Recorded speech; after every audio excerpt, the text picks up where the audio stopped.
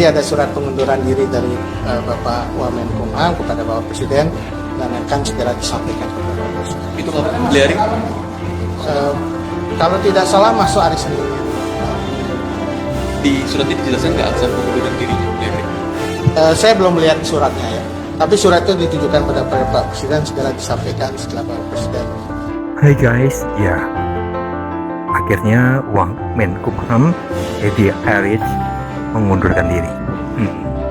Bagus sih sebenarnya, itu baru negarawan. Bahwa ada menteri yang mengundurkan diri bila tersandung. Bagus sih. Tapi kayaknya aneh. Menteri Hukum nah, sudah aneh itu. Ya memang aneh kejadian di tahun-tahun ini ya menjelang pemilu. Seorang Menteri Hukum tersandung kasus hukum. Menurut pendapat Anda gimana nih? Soal Anda waktu jadi saksi ahli itu sempat keberatan ya kuasa hukum Jessica, itu Jadi, kenapa?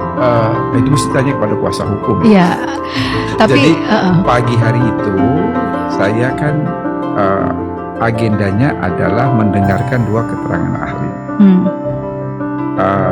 Secara hukum acara, kedua ahli itu dihadirkan untuk bersumpah. Saya bersama Dr. Made Gelgel, toksiolog, ahli racun. Kami berdua ketika mau dihadirkan, waktu itu kuasa hukum keberatan. Katanya bahwa ahli sudah tidak objektif dan lain sebagainya. Tapi kan yang paling berkuasa di pengadilan itu hakim, ya. Dia mau keberatan, mau apapun terserah. Tapi kalau hakim mengatakan lanjut pemeriksaan ya lanjut. Kalau hakim tolak ya tolak kan. ya, Kira-kira kenapa waktu itu maksudnya alasannya mereka menyebutkan nggak selain tidak objektif itu? Yang seingat saya dikatakan ini sudah tidak objektif, sudah menyimpulkan dalam berita acara dan lain sebagainya. Tetapi itu diignore oleh hakim dan kemudian kami diambil sumpahnya bersama-sama. Lalu ada Gelgel yang diperiksa lebih dulu, baru kemudian sorenya saya. Saya selalu mengatakan untuk kasus ini saya ekstra hati-hati. Karena ketika diminta oleh jaksa, maka logikanya saya akan menjadi ahli yang memberatkan bagi terdakwa. Satu, kasus ini kontroversi. Dua, dia mendapatkan perhatian publik. Dan ketiga, ini ancamannya kan pidana mati, tidak main-main. Karena itu saya tidak serta-merta langsung menyanggupi, ya saya siap sebagai ahli enggak.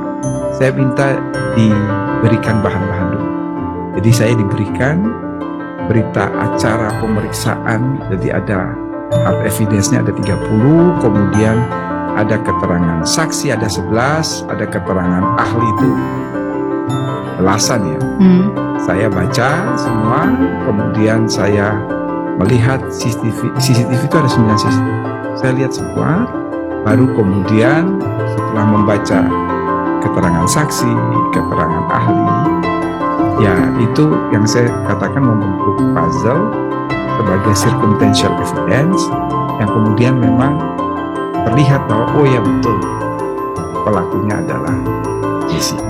Untuk motif memang tidak perlu dibuktikan, tapi tadi Bang Johnson sempat mempertanyakan, Prof, mengapa kemudian kalau begitu tidak ada satu hal pun yang kemudian membuktikan Jessica misalnya membeli cyanida, menuangkan juga cyanida hingga putusan itu kemudian keluar? Di dalam hukum pidana itu tidak ada hierarki alat bukti.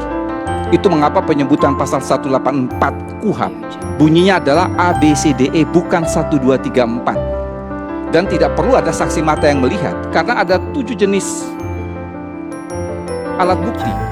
7 jenis alat bukti itu yang namanya direct evidence, bukti langsung, yang sering kita sebut dengan istilah saksi mata, itu kan hanya 1/7.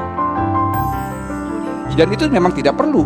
Ada kasus pembunuhan di Bogor yang waktu itu sempat diungkapkan oleh Gultom sebagai salah satu anggota majelis hakim, itu pun tidak ada saksi mata yang melihat. Saya mau katakan begini, dalam perkara pidana itu hakim memutus berdasarkan keyakinan bahwa dia akan conviction en time, keyakinan penuh seperti di Amerika, ataukah conviction raisonné seperti di Perancis, ataukah kita negatif betelak bawes teori ya, jadi alat bukti ditambah dengan keyakinan. Tetapi saya ingin mengatakan bahwa dalam perkara pidana dimanapun di muka bumi ini yang dipegang itu adalah keyakinan. Dan tidak ada hierarki alat bukti. Tidak ada yang mengatakan bahwa untuk membuktikan satu kasus itu harus ada direct evidence, nggak ada. Ya saudara, Koordinator Staf Khusus Presiden menyebut Wakil Menteri Hukum dan HAM Edward Omar Syarif Hiarie atau Edi Hiarie sudah mengirim surat pengunduran diri ke Presiden melalui Kementerian Sekretariat Negara. Koordinator Staf Khusus Presiden Ari Dwi Payana menyebut surat pengunduran diri Wamenkumham masuk ke Setnek pada hari Senin lalu. Setnek akan segera melaporkan surat pengunduran diri Wamenkumham itu ke Presiden usai kunjungan kerja ke Nusa Tenggara Timur.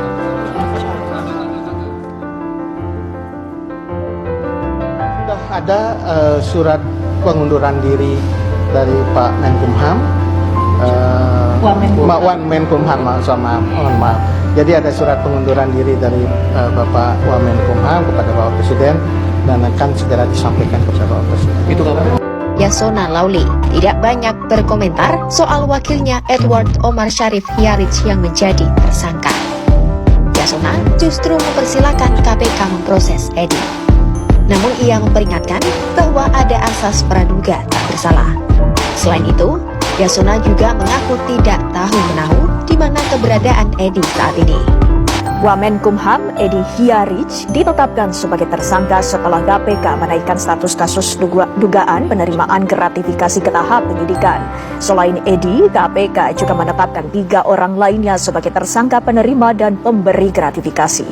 Kasus ini berawal dari laporan IPW yang menduga ada penerimaan dana gratifikasi senilai 7 miliar rupiah. Diduga dana itu adalah hadiah atas bantuan pengesahan badan hukum sebuah perusahaan oleh Dirjen Administrasi Hukum Umum Kemenkumham.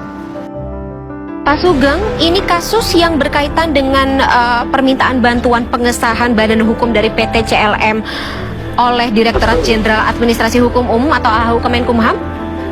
Benar ya, itu kan yang dilaporkan. Tetapi itu kalau dalam satu proses penegakan hukum sebetulnya itu adalah kotak Pandora ya.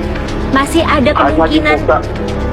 Oh banyak, dengan aliran dana 100M itu kan artinya hampir 100M itu kan di luar 7 miliar yang dilaporkan oleh IPW. Harus dilihat dalam konteks tersebut ya.